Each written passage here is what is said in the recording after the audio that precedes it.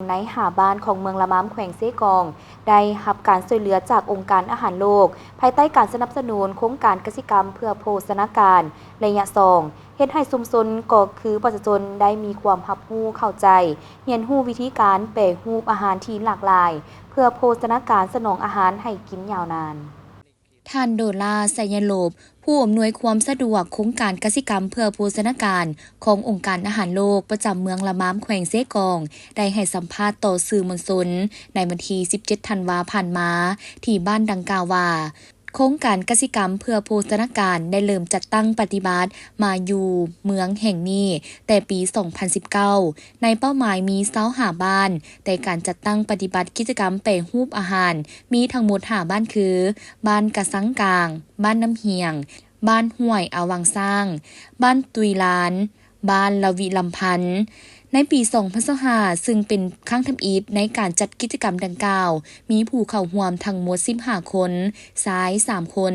ซึ่งเป้าหมายหลักของโครงการกสิกรรมเพื่อโภชนาการแม่นอยากช่วยให้ชุมชนก็คือชาวบ้านที่อยู่ในบ้านเป้าหมายมีรายรับเพิ่มขึ้น20ส่วนห้อยสามารถรับประกันทางด้านเสบียงอาหารมีอาหารกินที่เพียงพอในทุกฤดูกาล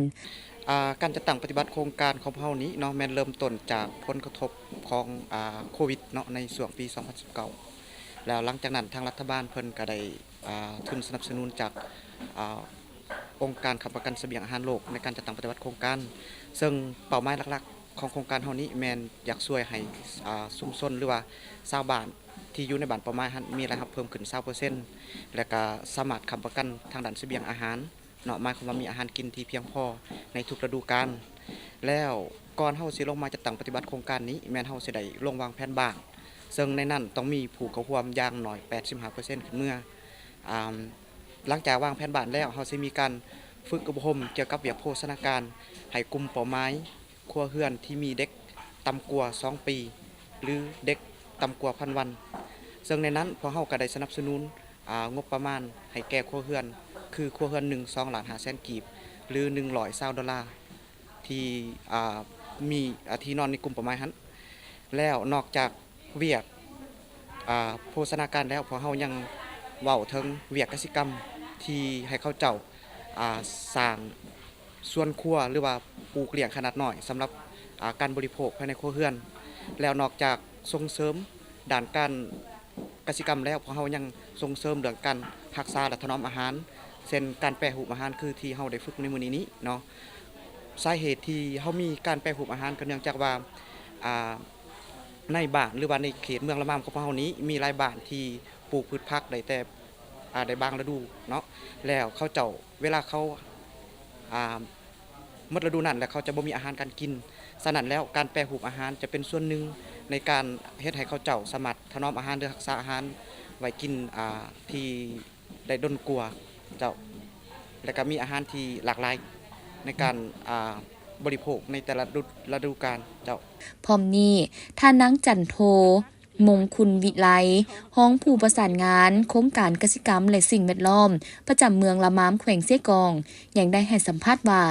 โครงการดังกล่าวนี้ยังได้สร้างความเข้มแข็งให้กับแม่หญิงที่ถือพาแม่ลูกอ่อนและเด็กน้อยต่ำกว่า2ปีโดยการให้ทุนการปลูกการเลี้ยงซึ่งในระยะปี 2024ครอบครัวหนึ่งแม่นจะได้2 ล้านหา2 ล้าน5แสนกีบโดยเป็นทุนสุกอยู่การปลูกการเลี้ยงโดยให้มีส่วนครัวที่ติดกับเฮือนข้าพเจ้าก็ได้นำของการกสิกรรมเนาะและได้นำผู้ช่วยแล้วว่าผู้ที่ร่วมเนาะสำหรับที่อยากงานโครงการกสิกรรมเฮาที่สุกอยู่ให้บ้านมีส่วนร่วมเนาะก็คือจังซี่แล้วคือบรรทัดฐานได้เห็นนำกันเนาะคันว่าเฮาสิเฮ็ดเรื่องฝึกอบรมไปหุบอาหารเฮาก็ต้องได้แจ้งอำนวยความสะดวกแล้วเฮาจะฝึกแบบว่าอาหารที่มีในพื้นบ้านเฮาเนาะการสั่นและอยากให้บ้านมีส่วนร่วมคือเป็นมักมักนัดที่บ้านเฮามีแล้วเฮาก็ระดมเขาเอามาช่วยเนาะเอาออกกันหั่นนะคนละเล็กละน้อยเนาะคือบรรทัดฐานเห็นนี้เนาะตัวนี้ก็เป็นบ้านมีส่วนร่วมเนาะเรื่องเวียกกสิกรรมเฮาหันจ้ะตัวนี้นี่เป็นว่าเพิ่นว่าสร้างความเข้มแข็งให้แม่หญิงเนาะเด็กน้อยต่ำกว่า2ปีเนาะแม่มันแม่ลูกอ่อนเนาะและกันในนี้เพิ่นก็จะมีทุนเนาะทุนให้ปลูกให้เลี้ยงสำหรับทุนแม่ม่านเนาะแม่มันแม่ลูกอ่อนหันคันสั่นน่ะคือปี 2024เฮาแม่นครอบครัวนึงเนาะแม่นได้อยู่2 ล้านกีบเฮาจะ แม่นให้สุขอยู่ให้ปลูกให้เลี้ยงเนาะที่ให้มีครอบครัวหรือว่าส่วนครัวติดกับครัวเฮือนเนาะเพราะว่าทิศทางในตนาอาจจะสิสุขอยู่ให้หลายกว่านี้เพราะว่าเฮาได้ฝึกอยู่ขันเมืองค่ะเนาะมันก็มีหลายอยู่มันมีอยู่12กิจกรรมเนาะคันสั่นแล้วเฮาจะมาเลือกเอาแต่หากิจกรรมที่ติดพันในบ้านเฮานี้เนาะเป็นหลักๆที่บ้านเฮามีเนาะว่าแล้วกันเนาะสมมุติฝึกอยู่บนอื่นเนี่ยมันจะซื้อได้เนาะมันหาได้เนาะก็จะฝึกหลายแต่ว่าเฮามายังอยู่ขันบ้านเฮาเพิ่นอาจจะมีสำนีเฮาก็เฮ็ดสำนีไปก่อนเนาะแล้วตอนหน้าอาจจะสิได้หลายขึ้นเจ้า ต่างหน้าผู้เข้าร่วมโครงการดังกล่าวยังได้ให้สัมภาษณ์ต่อสื่อมวลชนของพวกเขาว่า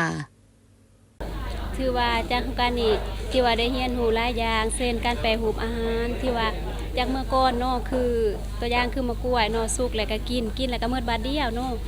จากซี่แล้วเนาะเดี๋ยวนี้ได้มาเรียนรู้คือว่าเฮาก็นำมาทอดมาเฮ็ดแปรรูปอาหารไว้กินโดนที่ว่าเฮาบ่มีเนาะสมมุติว่าเฮาสุก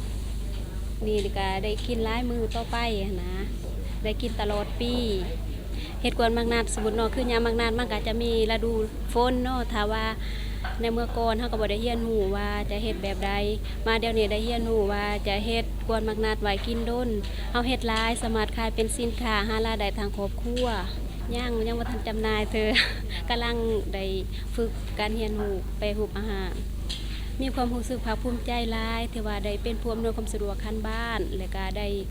คิดอันนั้นกสิกรรมเพื่อโภชนาการระยะ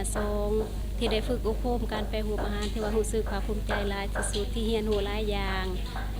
ที่ว่าทางการแปรรูปอาหารรักษาความปลอดภัยไว้กินดน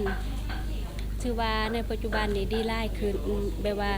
ดีขึ้นหลายกว่าเก่าท่านต้องมีโครงการตัวนี้เข้ามา